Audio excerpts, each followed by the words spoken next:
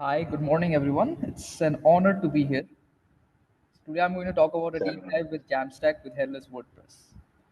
I will share my screen so that I can show my PPT.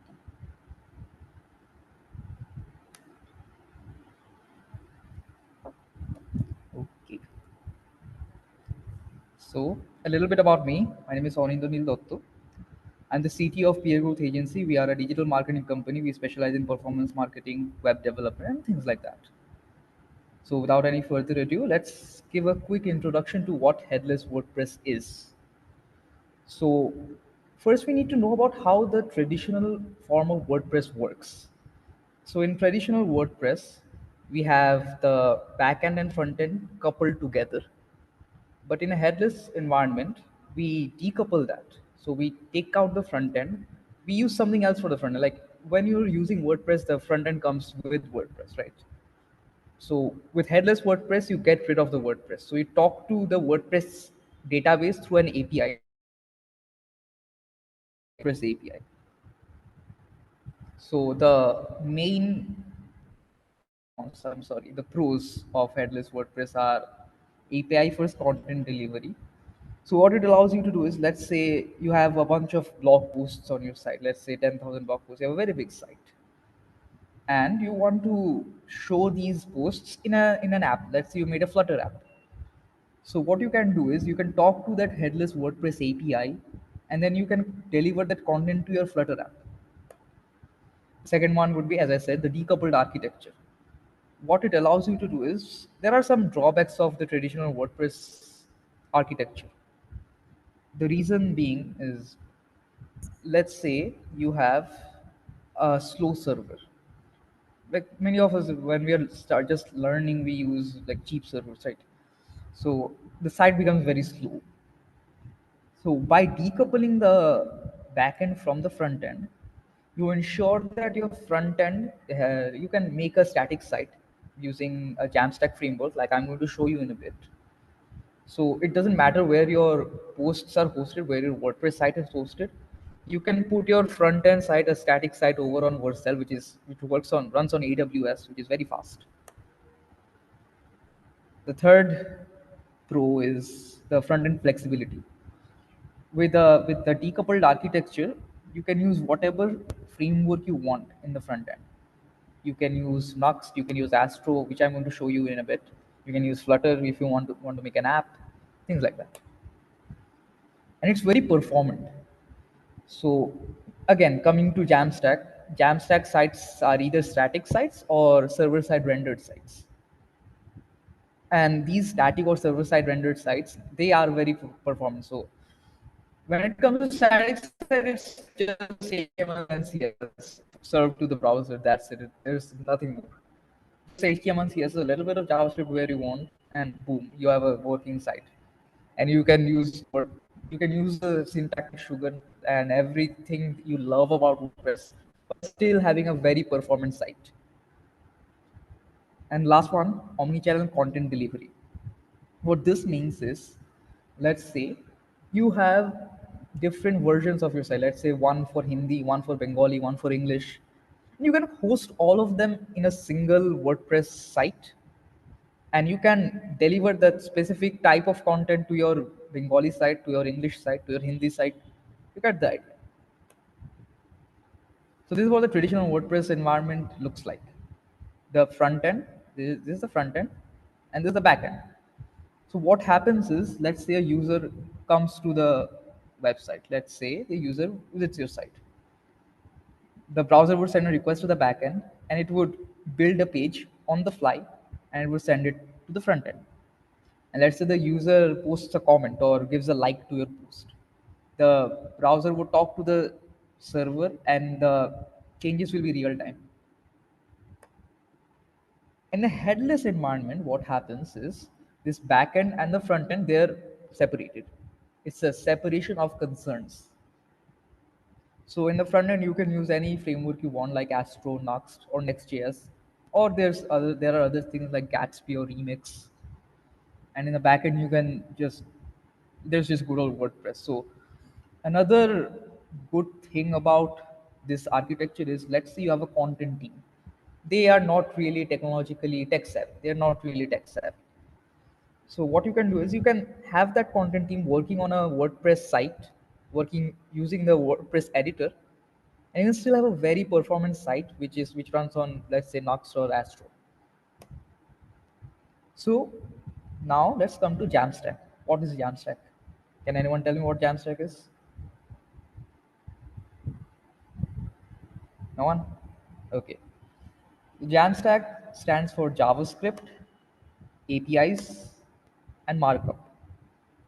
JavaScript is just good old JavaScript. We all love JavaScript. Many people don't. I don't. But you get the idea. API is the part where the front end side, the static side, talks to the back end using APIs.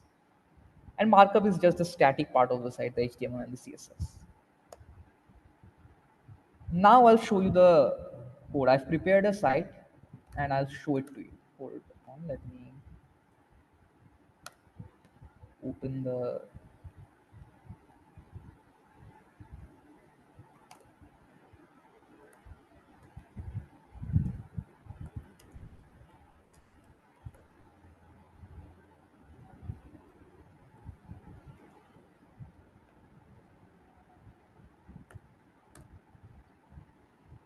Is my screen visible? Yeah, it's visible. Okay. So first I'll show the site I'm trying to get the posts from. So this is a game studio that they have a site built on WordPress, and they have different types of dinosaurs and biomes on their site, which are like the game characters.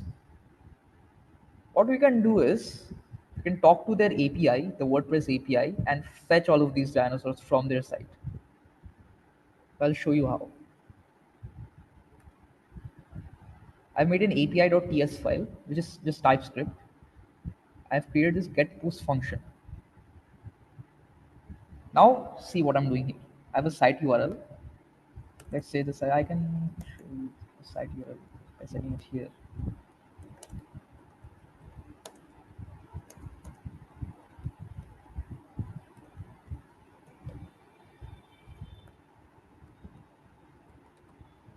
So you get the idea of what's happening here. We're going to the site first, Orion.studio, and we are going to slash wp json slash wp slash version 2, followed by the post type. So let's say if you're using custom post types like this people are doing here, they have a slug called dinos. I'm just passing it through this post type parameter and putting it here, and I can get all of the sites. I can try console logging this response and I'll show you what it spits out.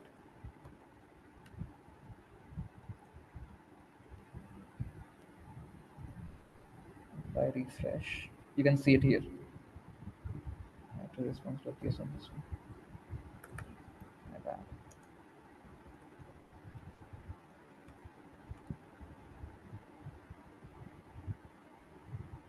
See, down here in the terminal, you can see all of the posts that's coming from the WordPress API. There's the ID, there's the date, the title, and the content. So if I go to the index page, this is all Astro by the way. The framework I'm using here is Astro. You're free to use whatever framework you want, whatever your team wants. Astro is a favorite framework of mine because it just ships HTML and JavaScript to the browser, and HTML and CSS to the browser and JavaScript where we need it. So there's the layout. It's the same way how Next.js works, we have a layout and we wrap the pages in the layout. So I'm calling that get post function and I'm passing the post type into it, and I'm getting this response. And it is post variable. Now I have access to that post variable in the index page, in my page.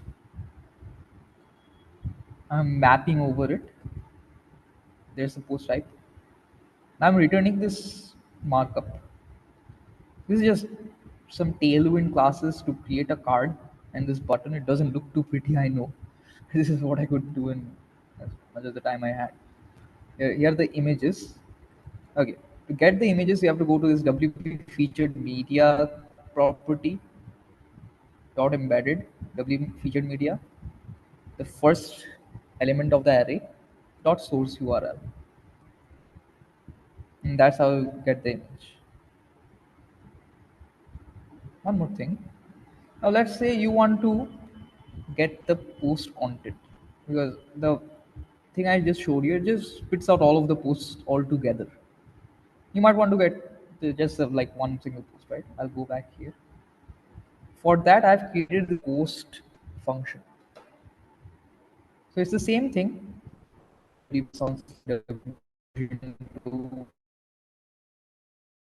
That I'll pass a query parameter, which is the slug of the post.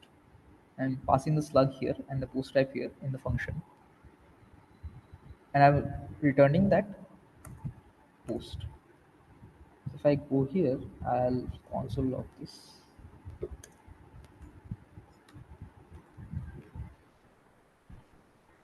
Say I want to go. I want to see what Riser does is all about.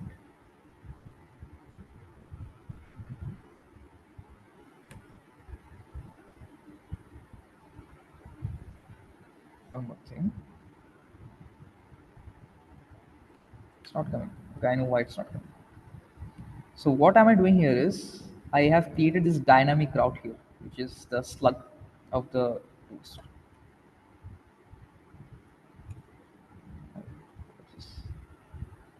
Okay. So when I click on the learn more button, it takes me to that specific page. It gives me a specific slug on the browser and it takes me to the specific page. So in Astro, we have a function called get static paths. What this does is it builds all of that static pages for you when you have a dynamic route. So this slug, it's a query parameter. And in the query parameter, I'm passing the post ka slug here from here. And in the properties, I'm passing the image.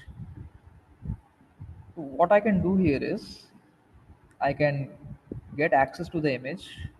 And there you go. I can get access to the posts content here. Here, look at this. Where's get post?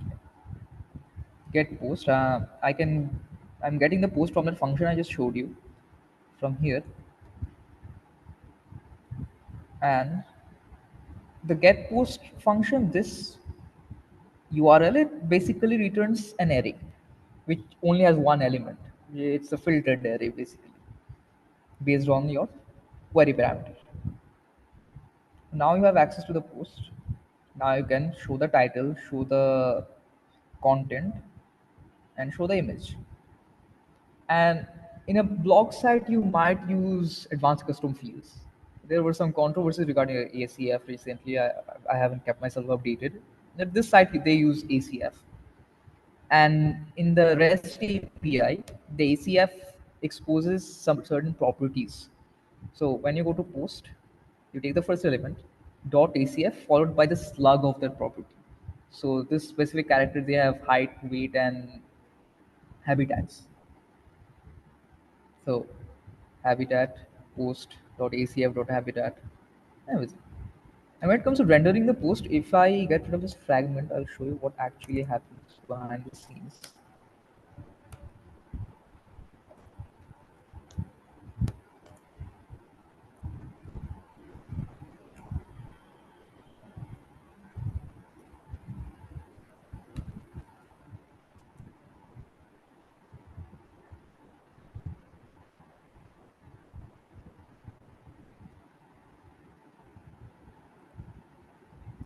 So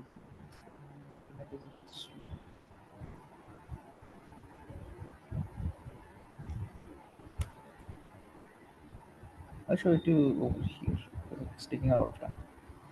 Okay, look at this. This rendered property here under content, it's just HTML. And when it comes to Astro, have to render this HTML properly or manage it. component called fragment where we can set this HTML and it renders that HTML beautifully the way you want it to be.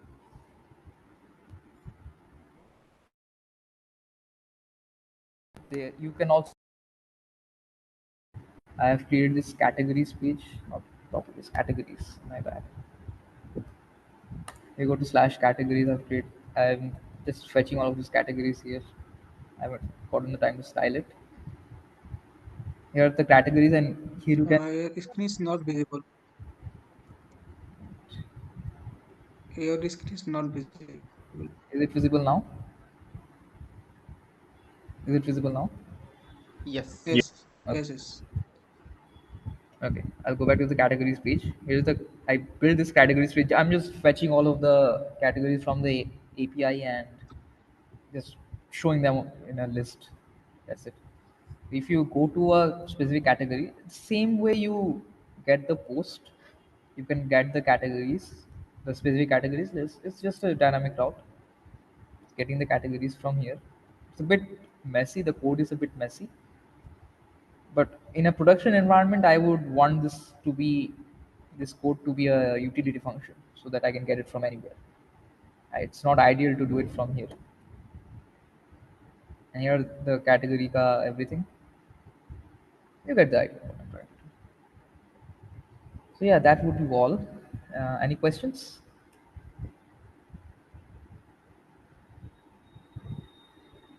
So, in normal HTML CSS website, we need to use the Ajax to receive this uh, the response.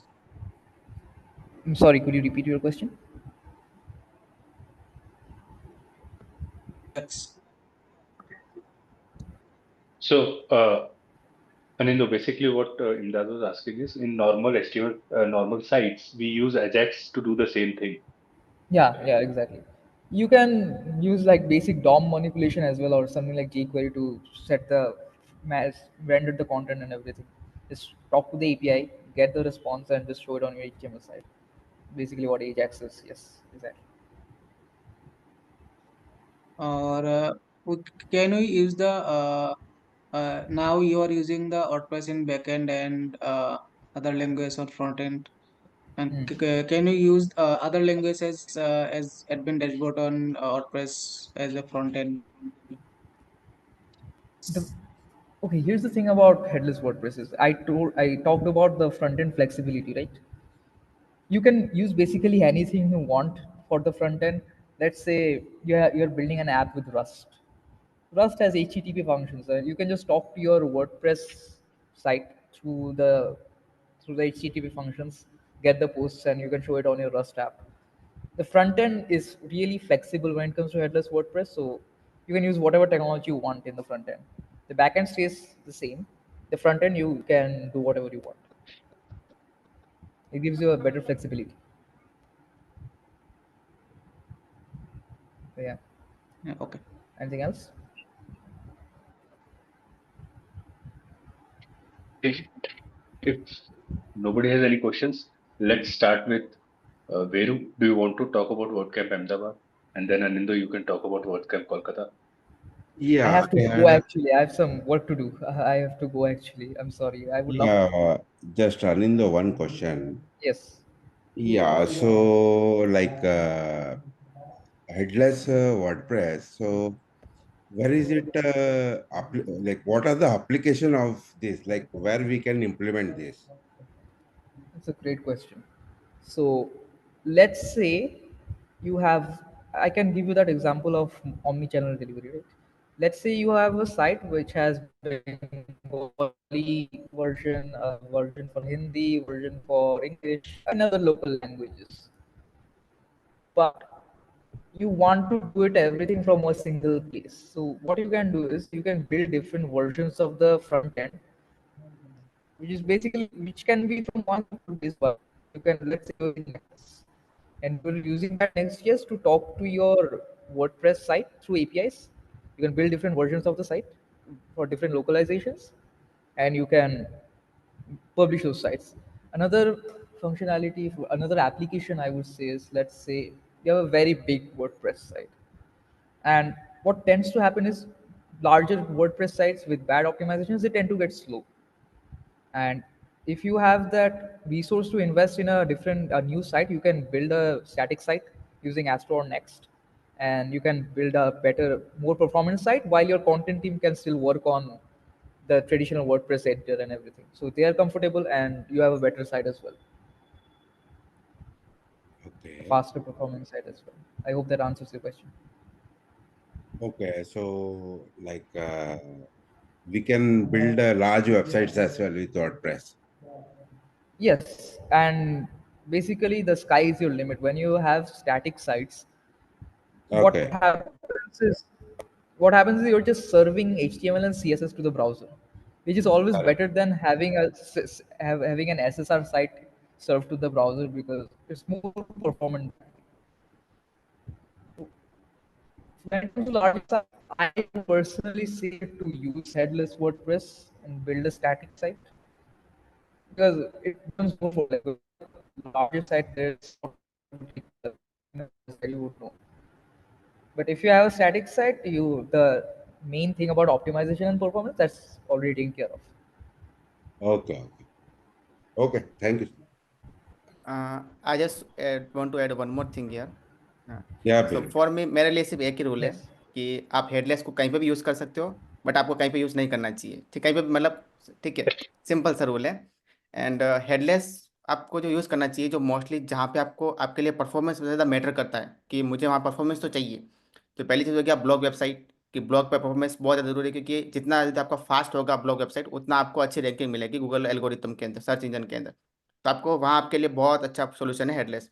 Next हो गया आपका e commerce, कि e commerce आपकी वहाँ पे भी आपका जो परफॉर्मेंस है वो बहुत ज़्यादा मैटर करता है, क्योंकि आपको कोई भी यूज़र ड्रॉप नहीं चाहिए। ऐसा नहीं है कि यूज़र ने साइट पर क्लिक किया, लोड हो रहा है, हो रहा है, हो रहा है, हो रहा है, वहाँ पे आपको परफॉर्मेंस चाहिए। तो आपके लिए आप वहाँ पे आपके लिए हेडलेस बहुत ज़्यादा अच्छा बेटर काम कर सकता है। इन इसके अंदर आपको कैशिंग बहुत अच्छी मिलती है, जैसे नेक्स्ट जेस हो गया, आपको सर्वर कैशिंग बहुत अच्छे से मिलती है। तो क्या होगा, आपका जो सर्वर पे जो लोड होता है वो बहुत कम Exactly. हो जाता है। तो हेडलेस वहाँ पे भी बहुत यूजेबल है। एंड जैसे आपने आज ही एक ही सेशन में हेडलेस भी बात किया, सिक्योरिटी भी बात की। तो हेडलेस सिक्योर कैसे है, फॉर एग्जाम्पल कि अभी कैसा है ना, आपने हेडलेस यूज़ कर रहे हैं एंड बैकएंड में आपका वर्डप्रेस है। तो अभी कैसे जो भी अटैक्स होंगे आपके वेबसाइट के ऊपर, वो कभी डायरेक्टली वर्डप्रेस पर नहीं आएंगे, वो आपका जो हेडलेस जो सर्वर होगा, जो नेक्स्ट सर्वर होगा, वहाँ पे जाएंगे। तो जब आपका वर्डप्रेस का जो सर्वर है वो बहुत सिक्योर रहेगा, क्योंकि जो जो जो अटैक आ रहा है फर्स्ट आपका जो हेडलेस जो है वो आपका उस पर चला जाएगा, तो वो कभी वर्डप्रेस पर नहीं आ पाएगा। तो जो जो सिक्योरिटी है वो बहुत अच्छी इजीली मेंटेन रहती सिर्फ है। 100 में होगा वो अटैक। एंड सबसे बड़ा जो ड्रॉबैक है, मीन्स Yeah, जो that's ड्रॉबैक जहाँ आपको बहुत ज़्यादा एफर्ट करनी पड़ती है, वो है प्लगइन्स में। क्योंकि जो बहुत से जो प्लगइन्स है, सारे प्लगइन हेडलेस सपोर्ट नहीं करते, मीन्स हेडलेस के लिए नहीं बने, ठीक है।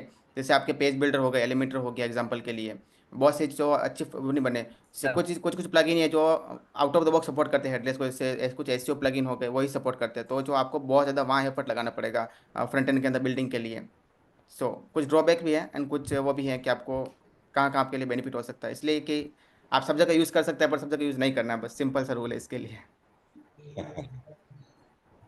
Everything comes with trade-off now. When you Yeah, like I was thinking in terms of product-based industry and client-based industry. So that's the reason my question was for basically. So that's it. Like if I Okay. can answer, it could be used anywhere. For example just for small use case, for example कि हमको एक इनका सास application build कर रहे हैं। yes, please continue. हाँ, yes. For example हमको सास एप्लीकेशन बिल्ड कर रहे हैं एंड जैसे एज ए स्टार्टअप हमको एज ए एमवीपी चाहिए, कि हमको सिर्फ एक इजी टू रन गो करने के लिए चाहिए, कि हमको इजी टू गो करना है अभी के लिए, मतलब इतना फुल फ्लैश नहीं करना है, बट एक एमवीपी चाहिए प्रोडक्ट के लिए। तो हम वहाँ पे हम वर्डप्रेस को एज ए बैकएंड यूज़ कर सकते हैं। तो हमको वो बेनिफिट क्या है कि जैसे वर्डप्रेस के अंदर हमको प्री बिल्ड इजीली जो यूजर ऑथेंटिकेशन वो मिल जाएगा, ठीक है, जो हम एप्लीकेशन में चाहिए। फिर जो भी कंटेंट क्रिएशन जो प्रोसेस होता है, कि पोस्ट क्रिएट करना, पेज क्रिएट करना, वो सब कुछ ऑलरेडी प्री बिल्ट है वर्डप्रेस के अंदर। वो आपको ऑलरेडी प्री बिल्ड एपीआई मिल जाएगी, यूज़र की एपीआई मिल जाएगी। तो आप उन एपीआई को यूज़ करके जो आपका फ्रंट एंड आपने बिल्ड कर रहे हो, फ्रंट एंड के लिए आपको भी रिएक्ट हो गया, नेक्स्ट जेस हो गया, एस्ट्रो हो गया, कोई भी अभी आपने वहाँ पे यूज़ कर लिया। तो वो आपको जो मतलब आपका बैकएंड बिल्ड करने का जो टाइम हो गया 50% कम हो गया। एंड जो आपका जो एफर्ट है वो आप फ्रंट एंड में लगा सकते हो। बाकी इसी जगह अपन लारावेल यूज़ किया, कोई अलग फ्रेमवर्क यूज़ किया, तो वहाँ पे कोई कुछ भी आपको बना बनाया नहीं मिल रहा है। हमको सारी चीज़ें ऑथेंटिकेशन अपना यूज़ करना पड़ेगा, डेटाबेस अपनों को अलग से कॉन्फ़िगर करना पड़ेगा, ईमेल सर्विस लगानी पड़ेगी, तो सारी चीज़ें अपनों को बिल्ड करनी पड़ेगी। पर एज अ वर्डप्रेस को अगर हम सीएमएस यूज़ करते हैं यहाँ पे ओनली एज अ सीएमएस, तो सारी चीज़ें अपनों को प्री बिल्ड पहले से बनी बनाई मिल जाएगी। डेटाबेस मिल गया, ऑथेंटिकेशन मिल गया, पोस्ट पेजेस मिल गए, वो एसईओ तक अपने को पूरा मिल जाता है बना बनाया। तो वो अपना टाइम पूरा कम हो जाता है। तो आप ऐसे जैसे प्री स्टेट के लिए कोई एप्लीकेशन आपका प्री स्टेट में, तो आप वहाँ पे आप एज ए हेडलेस यूज़ कर सकते हो।